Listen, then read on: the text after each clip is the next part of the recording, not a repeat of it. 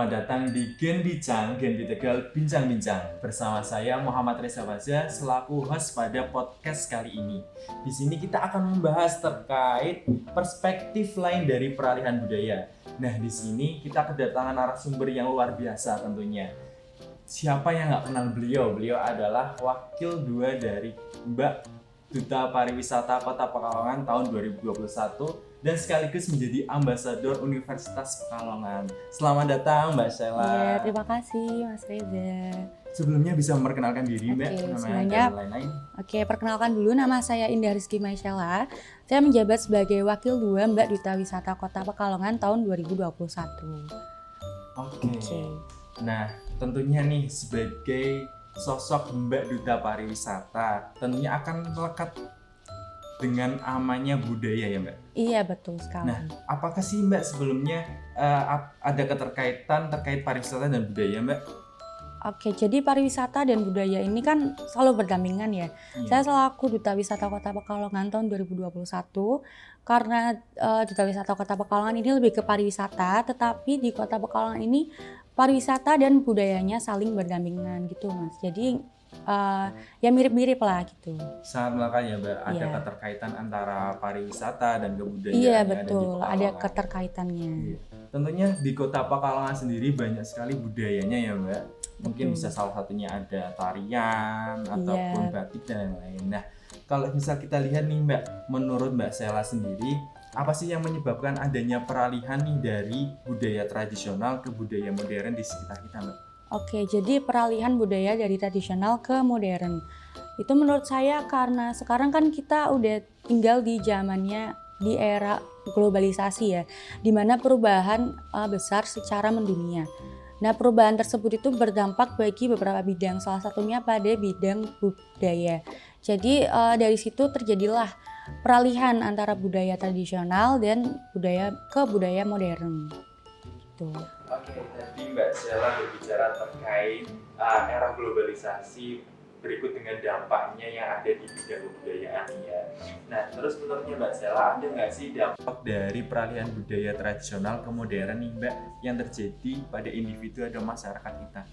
Oke, dampak dari peralihan budaya dari tradisional ke modern ya. Iya betul. Menurut saya dampaknya kan karena kita sekarang hidup di era globalisasi, semuanya sudah serba digital kan, jadi kita tuh dipermudah lah untuk ruang geraknya.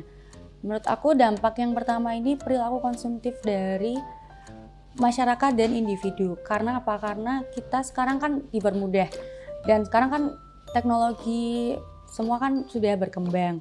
Kemudian dari situ, kalau dulu kan misal contohnya nih, kalau dulu kita tuh belanja harus ke tokonya langsung, atau kalau mau transaksi kita harus ke ATM. Nah di situ kan sekarang udah kalau mau belanja kita udah semua serba online dan transaksi pun udah ada m-banking, ada internet banking gitu. Jadi semua tuh dipermudah. Nah dari situ karena ada juga tren dari dunia luar yang masuk ke Indonesia dan sebagainya, itu jadi menuntun kita untuk berperilaku konsumtif karena mengikuti tren dari luar itu. Jadi dari situ kita mulai mengikuti, kalau misal ada yang lagi tren apa nanti kita ikut, terus ada barang apa terus kita beli juga biar kelihatan keren, biasanya kan seperti itu ya. Gengsi ya Mbak nomor Iya, satu ya? gengsi. Dan dari situ apalagi generasi kita ya, anak zaman sekarang itu mudah banget buat terinfluence atau terpengaruh dunia luar. Juga mereka biasanya takut ketinggalan zaman, atau bahasanya tuh FOMO ya, fear of missing out. Kita takut ketinggalan zaman karena beberapa dari kita tuh biasanya juga kalau ada orang yang nggak ngikutin tren nanti dibilang kurang update dan sebagainya. Dan dari situ mendorong perilaku konsumtif. Untuk selanjutnya masyarakat dan individu ini jadi lupa atau meninggalkan budaya lama. Nah yang kedua ini membuat individu dan masyarakat jadi lupa atau cenderung meninggalkan budaya lama. Karena yang tadi kita sudah terpengaruh sama budaya luar, jadi mereka lebih mengikuti budaya luar tanpa memedulikan budaya yang lama sudah ada, seperti itu. Oke, seperti itu ya Mbak. Jadi nggak hanya budaya luar masuk ke kita, namun kita juga lupa akan budaya sendiri. Iya gitu betul. Ya, Jadi biar nggak lupa ini sebaiknya kan kita tetap mengikuti perkembangan zaman, tetapi jangan juga lupakan budaya yang sudah ada. Oke, sorry itu intinya kalau misal boleh nih mengikuti budaya luar tapi jangan melupakan budayanya sendiri ya Mbak. Iya, Kalau betul. bisa berjalan bersama, mengapa harus memilih gitu Iya, ya kan? mengapa harus Oke. salah satu gitu.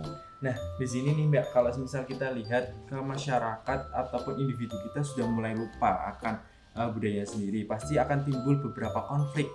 Nah, Oke. menurutnya Mbak Sheila selaku duta pariwisata sih, bagaimana cara mengatasi konflik budaya yang timbul akibat peralihan budaya modern, peralihan budaya tradisional ke modern nih Mbak? Oke, jadi konflik budaya ini kan pertentangan ya antara budaya satu dan budaya yang dari daerah lain gitu. Iya. Misal contohnya bentar. Contohnya konflik budaya itu kan misal ada batik atau tarian reog yang diakui oleh negara lain. Nah, dari situ kita baru ribut. Kenapa enggak dari dulu kita tuh melestarikan budaya tersebut agar tidak diakui oleh negara lain. Nah, menurut aku untuk menjaga konflik ini yang pertama adalah kesadaran dari diri kita masing-masing untuk melestarikan budaya yang sudah kita punya gitu. Juga kita tuh harus menghilangkan rasa malu atau gengsi untuk mengakui budaya tradisional kita gitu.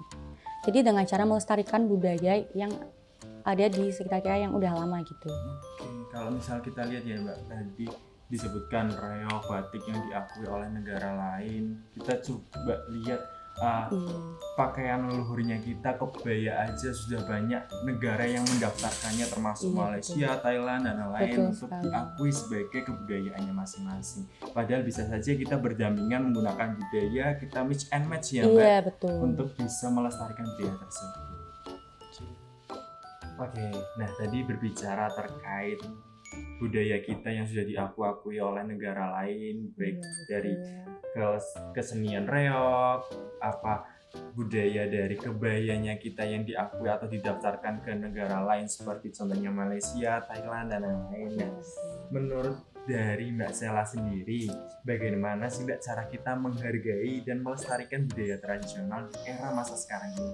Oke, jadi bagaimana cara menghargai dan melestarikan budaya ya?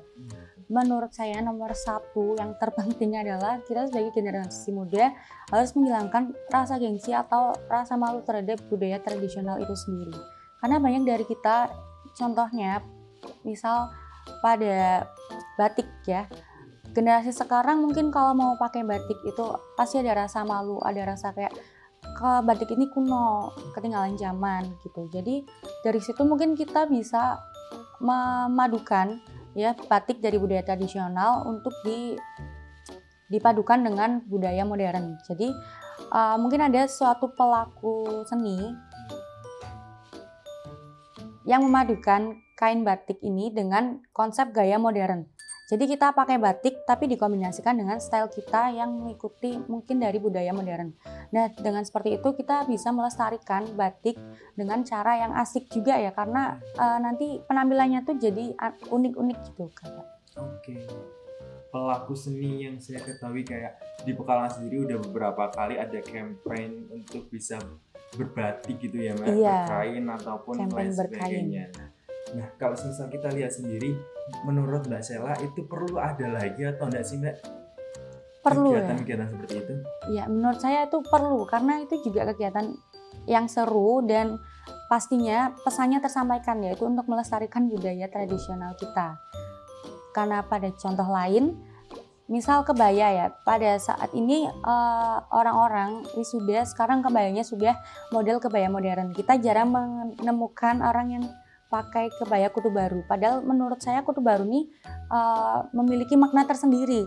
Kalau pakai kutu baru kayak lebih berwibawa gitu ya. Tapi orang-orang pada beralih ke kebaya modern karena mungkin modelnya yang cantik dan bervariatif. Nah, dari situ menurut saya kutu baru ini nggak perlu ditinggalkan, tapi mungkin bisa di-upgrade, dipadukan sama budaya modern untuk lebih cantik lagi nih kutu baru. Jadi kita pakai kutu baru tetap dapat wibawanya, tetap melestarikan budaya lama tanpa ketinggalan zaman model-modelnya gitu sih. Berjalan bersama tanpa Iya. melupakan identiknya dari Betul sekali. kebaya tersebut. Iya. Oke, nah jadi berbicara tentang peralihan budaya nih Mbak, ada nggak sih yang berpengaruh kepada anak muda baik itu saat jual beli ataupun interaksinya mereka terhadap peralihan budaya sekarang ini Mbak? Oke, menurut saya sangat berpengaruh ya. Generasi muda saat ini kan kita juga sudah hidup di zaman yang serba digital. Nah dari situ, misal dulunya kita belanja harus pergi ke toko, harus pergi ke mall, transaksi pun kita harus bayar uang secara langsung atau harus ATM kalau mau transfer gitu. Nah sekarang kan kalau kita belanja sudah serba online. Sekarang kita belanja bisa dari HP, kita udah bisa lihat semua barang yang pengen kita beli. Itu kita sudah bisa lihat di HP semuanya. Dan untuk transaksi pun kita sudah ada transfer atau m-banking ya, atau internet banking. Nah dari situ kita sudah sangat dipermudah, sehingga itu sangat berpengaruh ya bagi anak muda seperti sekarang dalam hal transaksi. Nah dulu kan juga ada kalau kita pergi belanja bawa dompet ya, isi uang untuk dibayarkan. Tapi kalau sekarang juga ada yang namanya dompet digital. Jadi kita melakukan pembayaran atau transaksi itu melalui dompet digital tanpa perlu mengeluarkan uang cash secara langsung gitu. Oke, berbicara terkait dompet digital, ini Bank Indonesia juga mengeluarkan salah satu terobosan baru nih Mbak, untuk melakukan transaksi pembayaran secara online, yaitu yang namanya Kris. Apakah Mbak Sela udah mengenal Kris Mbak? Oh iya Kris, ini saya sering pakai Kris karena kebetulan saya juga cashless atau malas pegang cash karena uang itu kan kotor, kita Iya. sering makan gitu kan repot cuci tangan. Nah itu saya lebih memilih cashless dan memilih pembayaran digital karena lebih praktis juga. Oke, memang sekarang ini serba digital dan serba dipermudah ya Mbak. Oke Mbak, mengenai adanya era digital ini, nah ini ada pertanyaan terakhir yang ada di benak saya nih Mbak. Nah bagaimana sih seorang Mbak Sela menanggapi ataupun adanya peralihan budaya yang terjadi di era digital ini Mbak? Oke, tanggapan saya kan karena kita sekarang udah hidup di zaman serba digital ya, dan teknologi sudah semakin maju, kita bisa mengakses dengan mudah informasi dari manapun. Informasi juga bisa datang ke kita dengan mudah ya. Dari situ mungkin kita bisa bersikap lebih selektif, lebih pilih-pilih dalam memilih informasi mana yang baik dan mana yang buruk, dan misal budaya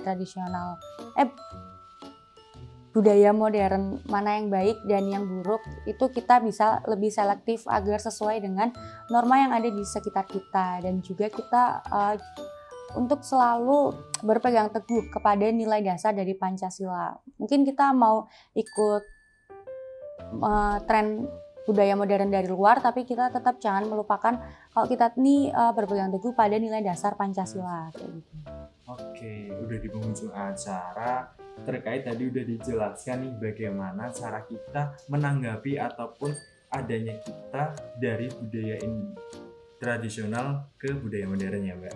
Nah, Sobat Gen B semua, tentunya kita seorang Gen Bers jangan melupakan ataupun kita juga tidak boleh lupa terkait ke budaya tradisional kita ya Mbak. Walaupun kita adanya budaya modern yang masuk ke era kita. Nah, ada nggak sih Mbak closing statement sedikit yang Mbak ingin sampaikan kepada Gen Bers yang ada di seluruh Indonesia? Iya, closing statement terkait budaya ya. Jadi closing statement, kita sebagai generasi muda jangan melupakan budaya tradisional yang sudah ada sejak dahulu. Kita boleh mengikuti tren budaya baru, tapi jangan pernah untuk melupakan budaya lama yang sudah tertanam gitu. Jadi kita bisa tetap mengikuti perkembangan budaya modern, juga tidak melupakan budaya tradisional yang sudah ada. Oke, terima kasih Mbak Sela sudah berkenan hadir pada podcast kali ini di Gen Bincang, Gen Tegal Bincang-Bincang. Oke, saya selaku host pada podcast kali ini mengucapkan banyak terima kasih kepada seluruh penonton dan seluruh yang ada di Indonesia nih yang mendengarkan podcast kali ini baik di Spotify maupun di YouTube. Sampai jumpa lagi di podcast selanjutnya di Gen Bincang, Gen Tegal Bincang-Bincang.